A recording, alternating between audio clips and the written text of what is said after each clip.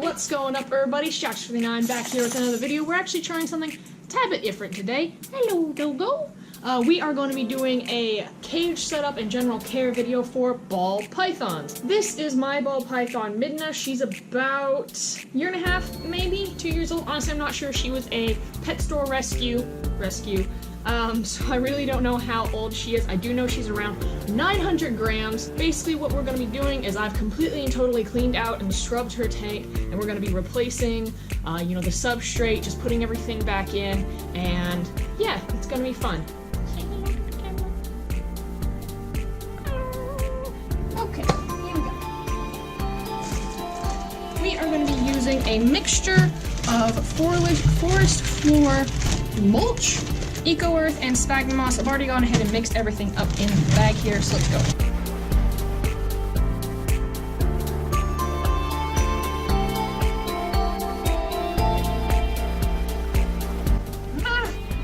My splinter.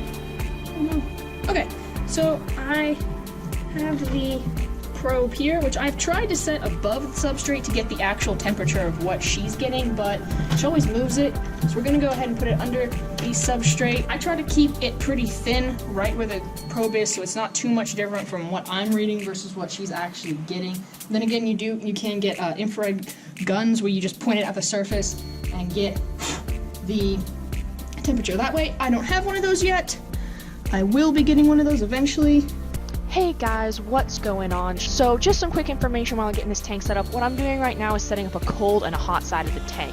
So just in normal terms, the cold and the hot side, the warm side is where you have the heat mat and you want to go ahead and put your main hide over the heat mat. You also do want to go ahead and make a hide on the cold end of the tank. Now with ball pythons, you're actually going to have a ceramic heat emitter over the cold end of the tank.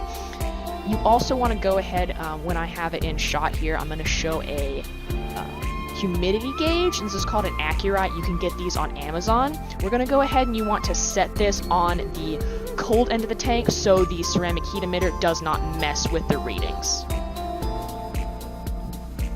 I've already treated the water that I spray into my reptiles tanks and put in their water bowl with a ReptiSafe Zoomed mixture junk stuff. It basically dechlorinates and takes out all the bad things and actually puts in a few different electrolytes and a bunch of other stuff that's actually good for reptiles. They would not get it normally with just tap water. So if you can drink the water and you feel safe drinking the water, use it for your reptiles, but I don't even drink my own tap water, so I'm not gonna make my reptiles drink it. Alright, so we've got everything set up. We're gonna go ahead and let this permeate. I'm gonna put the top back on here.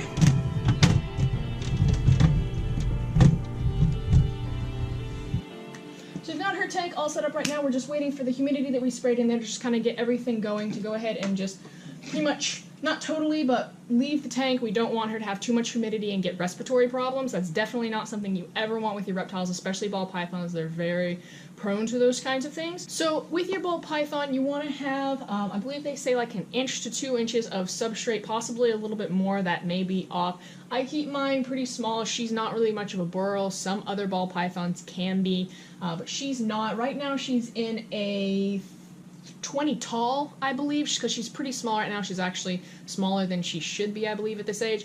I will be updating her to a 20 long pretty soon. But right now, this is what she's in. She's working out for her really, really well. Now, with ball pythons, you have a few different things you have to watch, and that's what makes ball pythons a little bit, in my opinion, a tad bit more intermediate than beginner snakes. A lot of people recommend ball pythons as beginner snakes. I personally wouldn't, just because as like a handling snake, as you can tell, they're extremely chill. They're very, very calm. Like, they're not going to zoom around like a corn snake or a rat snake would. But just their care level can be more in-depth and can be a lot more intermediate than people really let on. Humidity levels actually have to stay pretty high because they come from a tropical environment, I believe somewhere in Africa. So 50 to 55% humidity.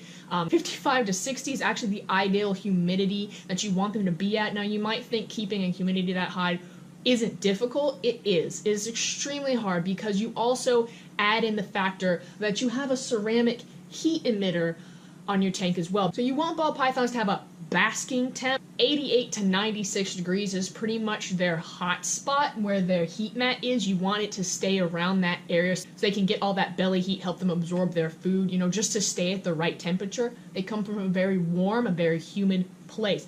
Their ceramic heat emitter, you want it to stay around 78 to 80 degrees. Now, when you have something this hot going down into a tank, even bins, like really everyone has this issue. The ceramic heat emitter cancels all the humidity. So the way that you work around that is you want to get tinfoil tape and you want to put it on half the tank with the ceramic heat emitter on the other half. I've covered most of mine just because that's really what has worked best for me. But pretty much what you want is a 88 to 96 with the hot spot, and then a 78 to 80 for the rest of the tank where you want the ceramic heat emitter. And you don't necessarily want these to be on the same side. You can, I wouldn't recommend it since the ambient temperature in all of the tank is supposed to be that 78 to 80. So I put my ceramic heat emitter on the opposite side of the heat mat so it kind of goes to the whole tank, especially with that, you know, taping on the other side of it. The humidity, like I said, with that taping, it keeps it in really, really well. I haven't ever had issues with my humidity, at least since I started taping. I haven't ever had issues with my heat. All of that has stayed perfectly fine. Now, I do know quite a few people who do have issues with their humidity, you know, with keeping the heat in, all that. I personally have just never really had that issue, so you really just want to play around with it and find what's going to work for you while still providing that optimal environment for your animal. Now, with ball pythons, they generally live, on average, they typically reach around 20 to 30 years old. So the average female ball python is going to be 3 to 5 feet long, sometimes even reaching up into the 6-foot area, whereas male ball pythons are really only get around 2 to 4-ish, 5 feet long. Males tend to stay smaller, especially in the reptile world, where females, they tend to get bigger. They're the ones that have to, you know, carry the eggs, and these males in the reptile world are really just used for breeding. That's honestly all they're there for. It's actually pretty funny. I would recommend a ball python as a pet, especially if you're a reptile lover. If you haven't ever had one, I wouldn't necessarily recommend one as a beginner. Like I said, because their care requirements are just, they can be more difficult to maintain, and if you mess up, you're going to have a very sick snake, and that's never something you'd want to recommend. If you feel like you can provide the right environment for your animal, then definitely go ahead, get a ball python. They're absolutely amazing pets. They come in great morphs, is basically the coloration of their scales. There's so many different kinds. They range from, gosh, I've seen some ball pythons downwards of $50 up to thousands of dollars. Like, there's a huge range there. The $50 ones, I'd probably stay away from those. They're really, really amazing pets. They can be picky eaters. Like mine, she's an extremely picky eater.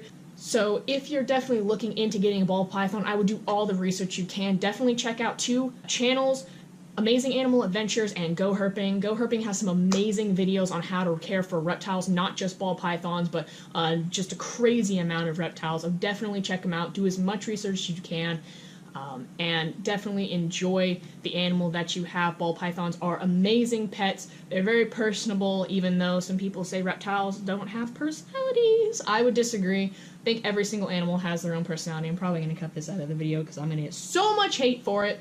Alrighty guys, well that was my care video for ball pythons. If you guys have any questions about ball python care, really any reptile care, or any reptile care videos you'd like to see in the future, please leave in the comment section down below. Give us a like for the amazing ball python Midna here.